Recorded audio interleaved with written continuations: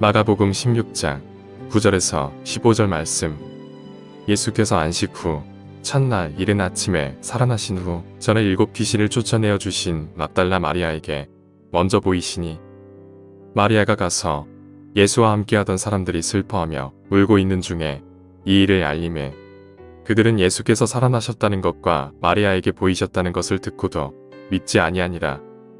그 후에 그들 중 2 사람이 걸어서 시골로 갈 때 예수께서 다른 모양으로 그들에게 나타나시니 2 사람이 가서 남은 제자들에게 알리었으되 역시 믿지 아니하니라.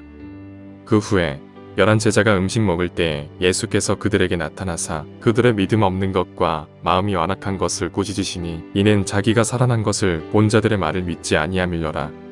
또 이르시되 너희는 온 천하에 다니며 만민에게 복음을 전파하라. 로마서 10장 17절 말씀. 그러므로 믿음은 들음에서 나며 들음은 그리스도의 말씀으로 말미암았느니라. 아멘. 오늘 이 아침에 우리는 2 본문의 말씀을 보았습니다. 마가복음 16장 9절에서 15절 말씀, 그리고 로마서 10장 17절의 말씀입니다. 이 2 본문의 말씀을 가지고 믿음은 그리스도의 말씀을 들음으로 라고 하는 제목으로 오늘 여러분에게 하나님의 말씀을 증거하도록 하겠습니다.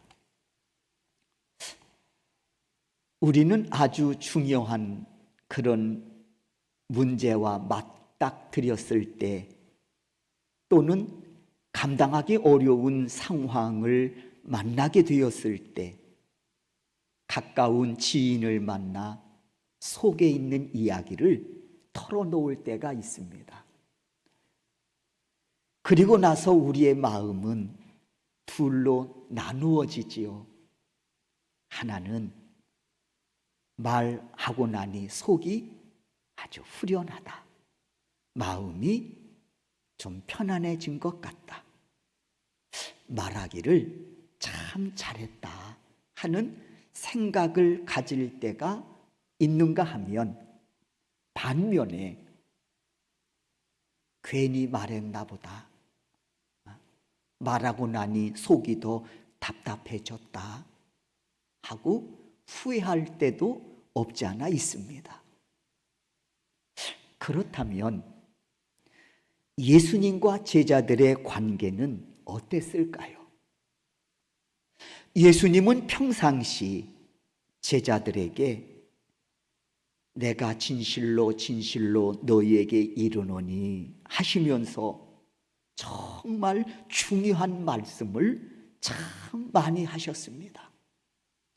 그리고 예수님은 많은 가르침까지 주셨습니다. 이때 말씀을 받는 제자들의 반응은 어떠했습니까? 긴장감을 갖고 들었습니까? 그리고 가르침을 주셨을 때에 배움의 기회로 여겨 겸손히 가르침을 받았습니까? 답은 오늘 본문의 말씀을 보면 알 수 있습니다. 제자들에게 예수님이 중요한 말씀을 하셨을 때 이들이 어떤 자세로 그 말씀을 받았는지, 그리고 예수님께서 진리에 관하여 가르침을 주셨을 때 이들이 그 가르침에 대해서 얼마나 귀를 기울여 들었는지 오늘 본문의 말씀을 보면 알 수 있습니다. 오늘 마가복음 16장 11절입니다. 그들은 예수께서 살아나셨다는 것과 마리아에게 보이셨다는 것을 듣고도 믿지 아니하니라.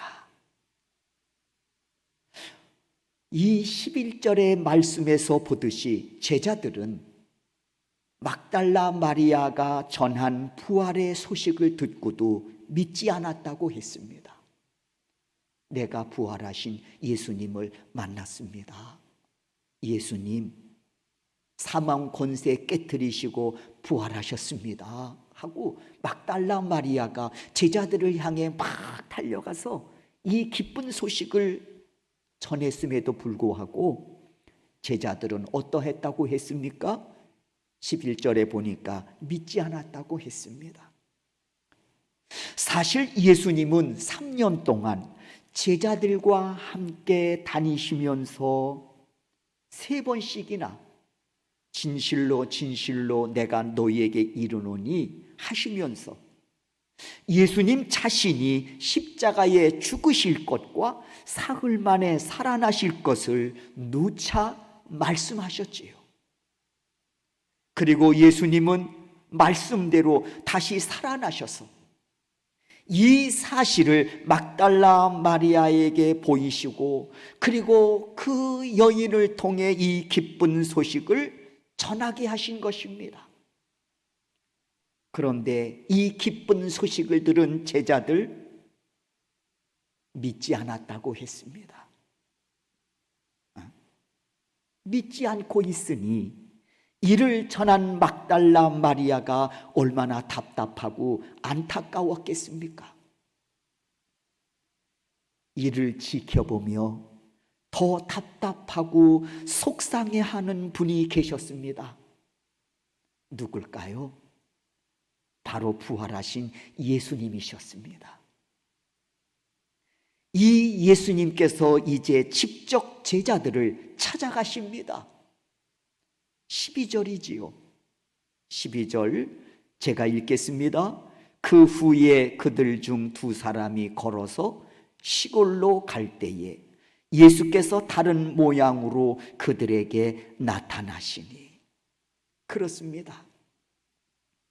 이 2 제자 역시 부활하셨다고 하는 기쁜 소식을 듣고도 슬픔과 절망과 두려움에 휩싸여서 엠마오라고 하는 시골로 내려가고 있습니다. 그때 예수님이 이들을 찾아가십니다. 이뿐만이 아닙니다. 14절에서 보니 예수님께서 11제자를 직접 찾아가십니다. 14절이지요. 우리 14절은 함께 읽겠습니다. 읽습니다. 그 후에 11제자가 음식 먹을 때에 예수께서 그들에게 나타나사 그들의 믿음 없는 것과 마음이 완악한 것을 꾸짖으시니 이는 자기가 살아난 것을 본 자들의 말을 믿지 아니함일러라. 이렇게 예수님 직접 찾아가셔서 부활을 믿으라고 하시지만 이들은 믿으려 하지 않았다고 했습니다. 그러나 이는 이미 예견된 일이었습니다. 이것은 이미 예견된 일이었다는 것입니다. 왜냐하면 조금 전에 말씀드렸듯이 예수님께서 3년 공생의 기간 중 제자들에게 무려 3번씩이나 십자가의 죽으심과 부활에 관하여 말씀하셨지만 어느 누구 하나 믿으려 하거나 관심조차 갖지 않았기 때문이었습니다. 오히려 제자들은 이 중요한 말씀을 들음에도 이들의 생각은 어떻게 하면 자신들의 뜻을 관철시킬 수 있을까? 거기에만 집중하여 생각하고 있었다는 것입니다. 예수님이 그렇게 중요한 말씀을 하셔도 그리고 예수님께서 그렇게 진리의 말씀을 가르치심에도 불구하고 듣는 그들은 그 순간에도 어떻게 하면 내 뜻을 관철시킬 수 있을까? 여기에만 집중하고 있었다는 것입니다. 그 결과가 오늘의 제자들의 모습인 것입니다. 그런데 더 당혹스러운 것이 하나 있습니다. 이에 대한 예수님의 태도입니다. 이런 제자들에게 예수님은 15절에서 보듯이 복음 전파 사명을 주신 것입니다. 부활의 소식을 듣고도 믿지 않으려고 하는 제자들에게 예수님께서 사명을 주고 계신 거예요. 복음을 전하라고. 여러분, 복음의 핵심이 무엇입니까? 십자가의 죽으심과 부활 아니겠습니까? 그런데 이를 믿지 않고 있는 제자들에게 복음 전파라고 하는 사명을 예수님이 주고 계신 겁니다. 뭔가 앞뒤가 맞지를 않습니다. 그러면 예수님이 제자들의 믿음 없음을 모르고 계신 건가? 아니지요. 예수님은 중심까지 헤아리시는 전지전능하신 하나님이십니다. 그러니 모르실 리가 없습니다.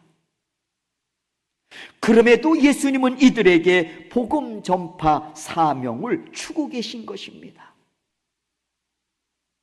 그렇다고 하면 답은 하나입니다. 그렇다고 하면 답은 하나예요. 제자들, 지금은 부활을 믿지 않고 있지만 머지않아 결국은 부활을 믿게 될 것이라고 하는 것이지요. 지금은 믿지 않고 있지만 머지않아 이 제자들 결국은 예수님의 부활을 믿게 될 것이라는 거예요. 그것도 자신들의 목숨을 걸고 말입니다. 맞습니다. 제자들, 지금은 부활하신 예수님을 믿지 않고 있지만 이 제자들은 곧 믿게 될 것입니다. 그것도 목숨 걸고 말입니다. 그리고 목숨 걸고 그 복음을 이 제자들은 전하게 됩니다. 예수님은 이러한 제자들의 변화의 과정을 오늘 본문 12절을 통해서 알려주고 계십니다. 12절 제가 읽겠습니다. 그 후에 그들 중 두 사람이 걸어서 시골로 갈 때에 예수께서 다른 모양으로 그들에게 나타나시니, 여기서 두 사람은 예수님의 제자를 가리키고 있습니다. 한 사람은 글로바라고 하는 제자고 또 한 사람은 오늘 이 마가복음을 기록한 마가라고 하는 제자입니다. 당시 예수님의 제자들은 12제자에 속하지 않는 그 외에 많은 제자들이 있었습니다. 그러니까 12제자뿐만 아니라 여기에 속하지 않는 많은 제자들이 있었다는 겁니다. 그 중에 한 사람이 누군가 하니 오늘 이 본문에 나와 있는 글로바라고 하는 제자입니다. 그래서 오늘 본문에서 두 사람은 누구를 가리키는 거 아니 예수님의 제자인 글로바와 마가를 가리키고 있습니다. 지금 이들이 향하고 있는 곳이 어디입니까? 엠마오라고 하는 시골입니다. 왜 그곳으로 이들이 내려갑니까? 예수님의 죽으심으로 인한 슬픔과 그 절망을 어찌할 수 없어서 이들은 예루살렘을 떠나 시골 엠마오로 내려가고 있는 것입니다. 그리고 곧 닥칠 박해로 인한 두려움 때문에 예루살렘을 떠나 엠마오로 내려가고 있는 거예요. 그때 이들에게 예수님이 찾아가셔서 함께 동행해 주고 계십니다. 부활하신 예수님이시지요. 처음에는 이들이 누군지 몰랐다고 했습니다. 제자들임에도 불구하고 그 부활하신 예수님이 자신들과 함께 길동무가 되어 동행하고 계신데 그분이 누구인지 알지 못했다고 했습니다. 그런데 그 예수님이 이 제자들에게 동행하시면서 성경을 풀어 자세하게 가르침을 주셨다고 했습니다. 동행하시면서 예수님이 뭐 하셨느냐? 성경을 풀어서 자세하게 가르침을 주신 거예요. 그 가르침을 받은 이 제자들, 잠시 후에 발걸음을 돌이킵니다. 떠나온 예루살렘으로 다시 방향을 잡은 거예요. 그리고는 예루살렘으로 달려가서 11 제자들에게 전하지요. 우리가 길에서 부활하신 예수님 만났다 하고 증거합니다. 이때의 상황을 누가복음 24장에서는 자세하게 기록하고 있습니다. 오늘 이 마가복음에서는 불과 2절에 불과하지만 누가복음 24장에서는 13절에서부터 무려 35절에 걸쳐서 자세하게 설명하고 있습니다. 이를 좀 더 자세하게 여러분에게 말씀을 드리면 이렇습니다. 두 제자가, 글로바라고 하는 제자와 마가라고 하는 제자죠. 이 두 제자가 극심한 두려움과 슬픔 속에서 예루살렘을 떠나서 엠마오라고 하는 시골로 내려가고 있습니다. 이때 부활하신 예수님이 이들을 찾아가시죠. 그리고 함께 길동무가 되어 동행해 주십니다. 그러나 이들은 처음에 그가 누군지 몰랐다고 했습니다. 예수님 동행하시면서 이들의 대화를 듣게 되십니다. 그리고는 예수님이 묻습니다. 무슨 일이기에 그렇게 두려움과 슬픈 기색으로 이야기를 주고받냐? 무슨 일이기에 그렇게 두려움과 슬픈 기색으로 이야기를 주고받느냐 하고 물으십시오. 그러자 이들은 그분이 누구인지 알아보지 못했다고 했습니다. 그리고 도리어 이 제자들이 예수님께 묻지요. 당신도 예루살렘에서 내려오는 것 같은데 어찌 그곳에서 사흘 전에 일어난 일을 모를 수 있느냐? 사흘 전에 대제사장들과 관리들이 예수에 관하여 사형 판결을 내려 십자가에 매달아 죽이지 않았느냐? 우리는 이 사람이 진정 구원자로 우리를 구원할 자로 바랐는데 그렇게 십자가에 달려 비참하게 죽었으니 어찌 슬프지 않겠느냐? 어찌 우리가 절망하지 않겠느냐? 어찌 우리가 낙심하지 않겠느냐? 그리고 관리들이 그의 제자들을 잡아 옥에 가두고 죽이려고 하니 어찌 우리가 두렵지 않겠느냐?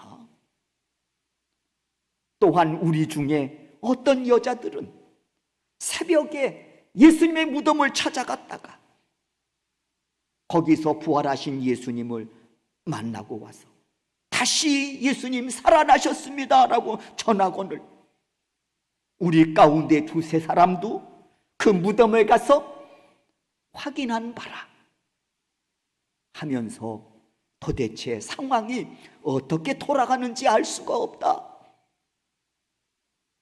그런데 분명한 것은 우리는 지금 슬프고 절망적이고 두렵다 하고 이 두 제자가 예수님께 자신들의 심정을 전합니다. 듣고 나신 예수님 누가복음 24장 27절을 통해서 말씀하십니다. 27절 이 말씀은 우리가 한번 읽겠습니다. 다 같이 읽습니다. 이에 모세와 모든 선지자의 글로 시작하여 모든 성경에 쓴 바 자기에 관한 것을 자세히 설명하시니라. 자세하게 슬픔과 절망과 두려움에 빠져 엠마오로 내려가고 있는 두 제자들에게 예수님 모든 성경에 쓴 바 자신에 관한 것을 자세하게 설명을 해 주십니다. 그리고 이 가르침을 받은 제자들이 이런 이야기를 서로 주고받습니다. 누가복음 24장 32절의 말씀입니다. 이 말씀도 우리가 함께 좀 읽겠습니다. 가르침을 받고 난 이후에 두 제자가 서로 주고받는 이야기예요. 32절 읽습니다. 시작. 그들이 서로 말하되 길에서 우리에게 말씀하시고 우리에게 성경을 풀어주실 때에 우리 속에서 마음이 뜨겁지 아니하더냐. 예수님이 성경을 자세하게 풀어 말씀하실 때 이 말씀을 제자들이 들은 거예요. 그리고는 잠시 후에 이들이 서로 얼굴을 바라보면서 야, 그분이 성경을 풀어 말씀하실 때 듣는 내 마음이 뜨거워졌었는데 너는 어떠냐? 너도 그랬어? 나도 그랬는데 나도 마음이 뜨거워졌어. 여기서 뜨거워졌다고 하는 말은 여러 의미가 있습니다. 내 마음이 불탔다는 의미가 있고요. 또 하나는 뭐냐면 잉태하다, 그런 뜻이 있습니다. 잉태하다.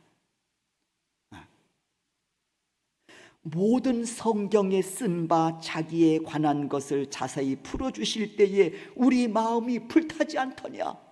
우리 마음에 잉태되는 것을 느끼지 못했느냐? 그런 이야기를 하고 있는 겁니다. 그리고 이들이 곧 일어나서 도망치듯 떠나온 예루살렘으로 다시 발걸음을 돌이킵니다. 슬퍼서 떠나온 예루살렘.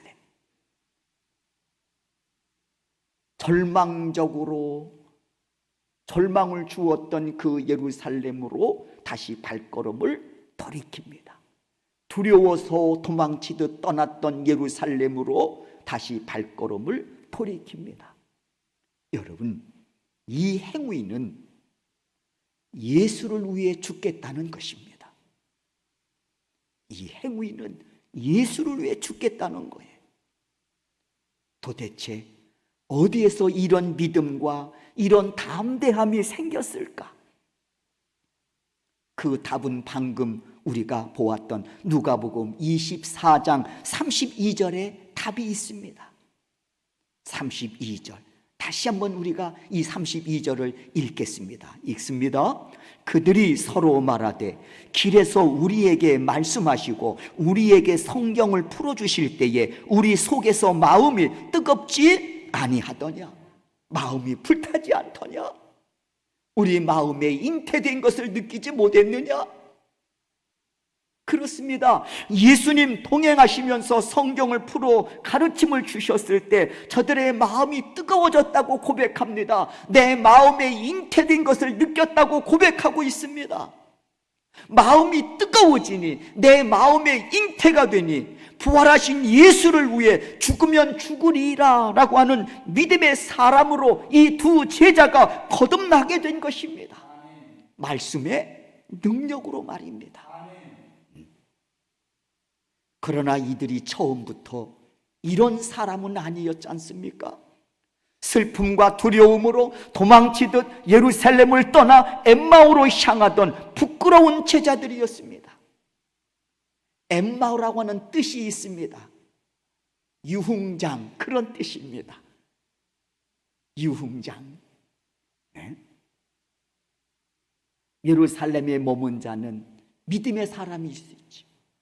예루살렘에 머문 자는 사명자라고 할 수 있습니다. 그런데 예루살렘을 떠났다고 하는 것은 슬픔 때문에, 절망 때문에, 두려움 때문에 예루살렘을 떠나서 엠마오로 내려갔다는 것은 무슨 의미를 말하는 것일까요? 믿음을 떠나 사명을 떠나 유흥장으로 내려간 거예요. 도중에 예수님 그들을 만나 주셨습니다. 성경을 자세히 풀어 설명해 주셨습니다. 이들이 고백합니다. 말씀을 듣던 우리 마음이 뜨겁지 않더냐? 불타지 않더냐? 잉태되는 것을 느끼지 못했느냐? 그리고는 즉시 일어나 떠나온 예루살렘으로 다시 발걸음을 향합니다.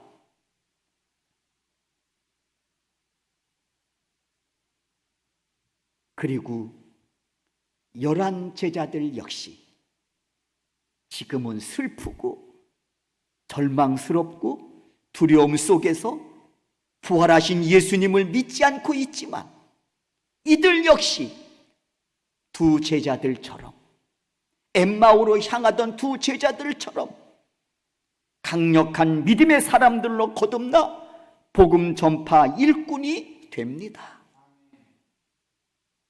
그런데 이 과정에서 이 11 제자가 강력한 믿음의 사람으로 변화되어지는 그 과정에서도 역시 말씀이 역사하고 있습니다.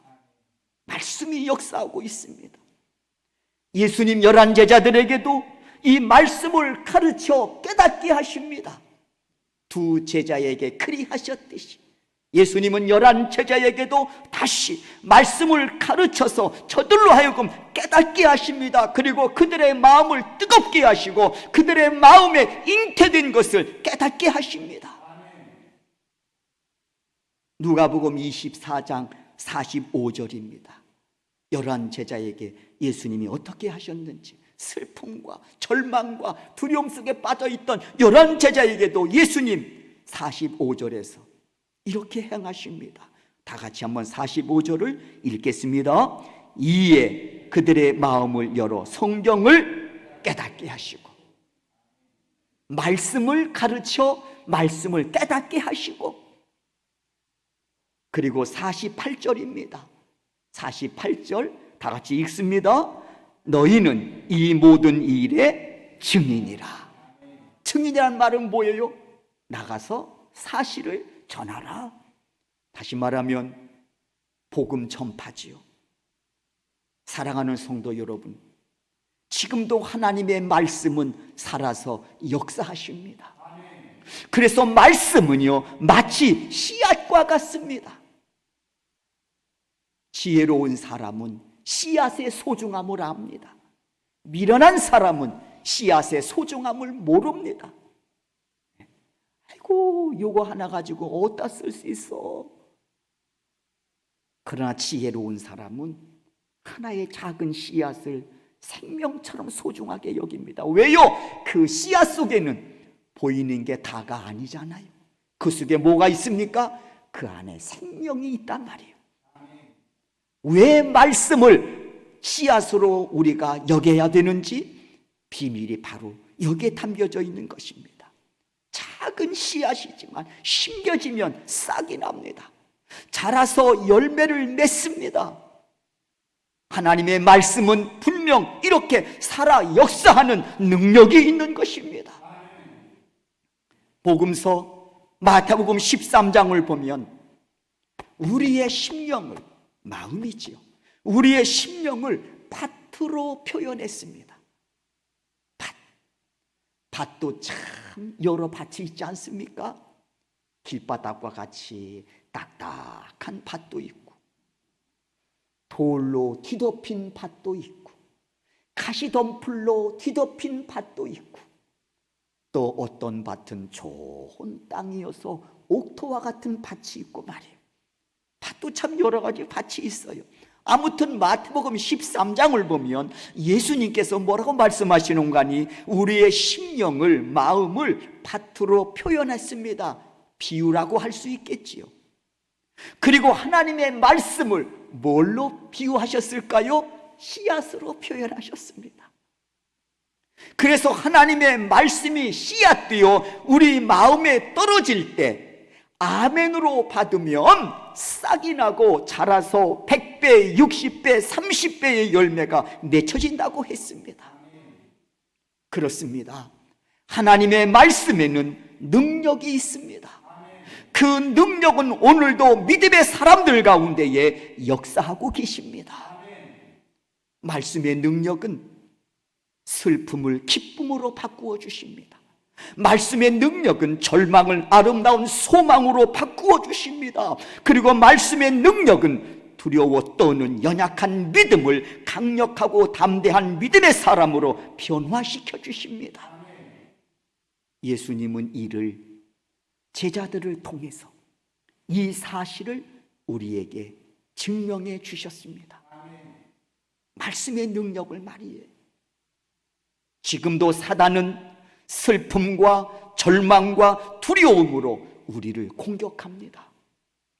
그러나 부활하신 예수님은 우리를 기쁨으로, 아름다운 소망으로, 담대한 믿음으로 무장시켜서 우리를 넉넉히 이기게 하시는 참 좋으신 하나님이심을 믿습니다. 믿음의 선진들은 이 말씀으로 무장하여 그 길을 걸어갔습니다. 사랑하는 우리 소명교회 성도 여러분, 우리는 그 대열에 우리 역시 서 있습니다. 우리에게도 그래서 담대한 믿음이 필요합니다. 로마서 10장 우리가 17절에서 말씀하고 있습니다. 믿음은 들음에서 난다고 분명히 말씀하셨습니다. 그리고 들음은 하나님의 말씀이라. 제자들을 통해서 예수님이 증명해 주셨습니다. 소망하기는 이 시간 여러분의 마음이, 심령이 좋은 밭과 같아서 씨앗 띠는 하나님의 말씀이 하나하나 심겨질 때 하나님 반드시 싹이 나게 하시고 자라게 하셔서 그 말씀에 걸맞는 100배, 60배, 30배의 결실을 거두게 해 주실 줄로 믿습니다. 그래서 이 귀한 사실을 증거하는 그런 증인으로 하나님 오늘도 우리를 사용하시기를 원하고 계신 줄로 믿습니다. 오늘도 거룩한 주일을 맞아 이 자리에 나와 예배하는 사랑하는 성도 여러분, 그리고 각 처소에서 인터넷으로 지금도 예배하고 있는 우리 사랑하는 소명교회 성도 여러분, 소망하기는 이 은혜가 여러분과도 함께 하실 수 있기를 주의 이름으로 축원합니다. 그래서 하나님이 세워주신 내 삶의 현장 속에서 이 말씀의 능력을 증거하는 증인으로 오늘을 살아가는 여러분 되실 수 있기를 주의 이름으로 축원합니다.